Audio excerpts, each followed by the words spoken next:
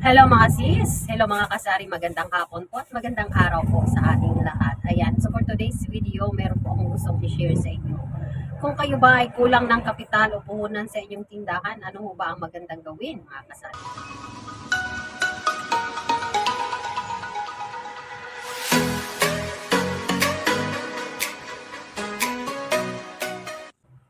Sa ngayon nga panahon mga kasari, ang ating tindahan ay palaki na ng palaki ng puhunan. Kasi nga po, dahil ang ating mga paninda ay pataas ng pataas ang presyohan sa ating mga pinagbibilhang mga supplier or ating mga pinagkukuha na ng ating mga supply like yung ating mga grocery store. Ayan, so sobrang taas na ng kanilang presyohan. Ang dati-rati kung mamimili ka ng 5,000 ay marami ka na makita, 10,000 marami ka na makikita, sa 10,000 ngayon ay kukunti na lang mga kasari ang makikita mo sa 10,000 na pinamili mo. So ngayon ang tanong ko, kung kulang ka ng kapital, ano bang magandang paraan na gagawin? Ano ba ang gagawin mo? Anong pwede mong isolusyon kung ang puhunan mo ay kulang sa iyong tindahan? Maganda ho bang mag-utang sa mga like mga Mumbai, mga ganyan? Magandang idea ho ba ang ganyan mga kasari? So ito ay aking sariling opinion.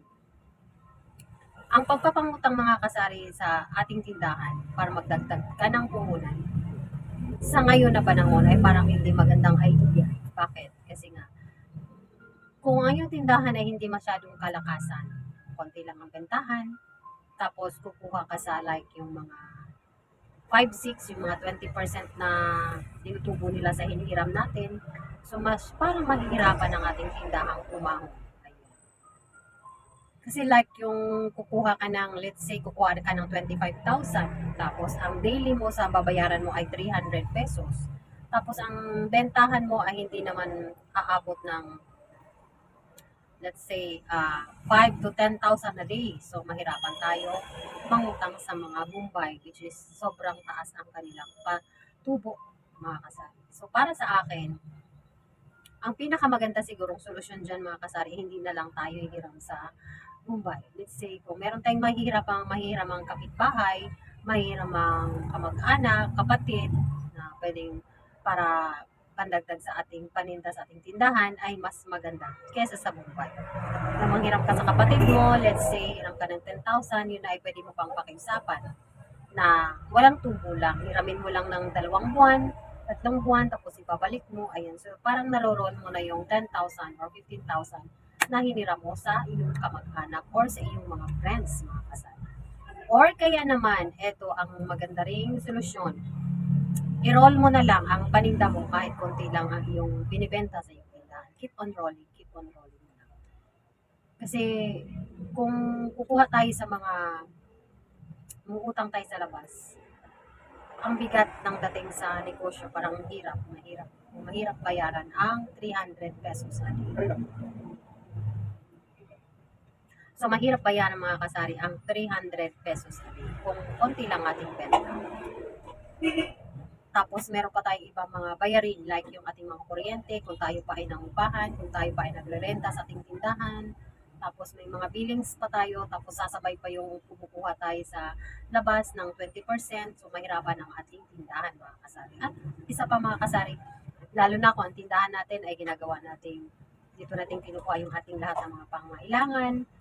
Tapos, meron pa tayong sasabay ng mga 20% sa labas na bayarin. So, parang ang hirap umangat ng tindahan. So, kaya payo ko sa inyo mga kasari, meron kasi nag-comment sa akin kung maganda ba raw mangutang sa labas. So, eto ang may papayo ko sa iyo kasari. Kung maaari lang maiwasan na umutang, huwag na lang tayo umutang. Hintayin na lang natin i-roll ang ating benta araw-araw, kahit konti man ito or malaki. I-roll na lang natin and then later on, lalaki at lalaki yan. Huwag na lang natin ipitin ang ating pera, i-roll na lang natin, kesa naman kumuha tayo sa labas tapos hindi maganda ang bentahan ng ating tindahan. Lalo na't marami tayong mga competition. And isa pa mga kasari, meron din nag-comment sa akin at meron din ako nabasahan pala na napanood na isang vlogger na yung about sa credit card, hindi raw maganda ang isang credit card kasi meron pala yung mga hidden charges na which is hindi natin alam.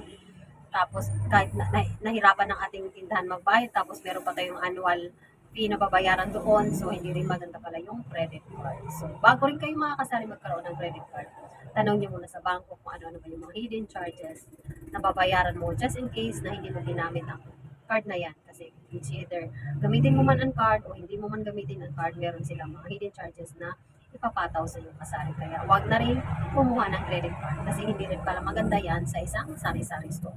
Mas lalo tayong mabibigatan. So yun lang po ang aking share ngayong araw na to. Happy Sunday po sa inyong lahat. Thank you so much po sa laging pagpanood sa aking channel. At huwag po kalimutan yung tayong pagtulungan, huwag kalimutan mag-subscribe and like ang ating video. Thank you so much and see you again sa aking next videos. Bye!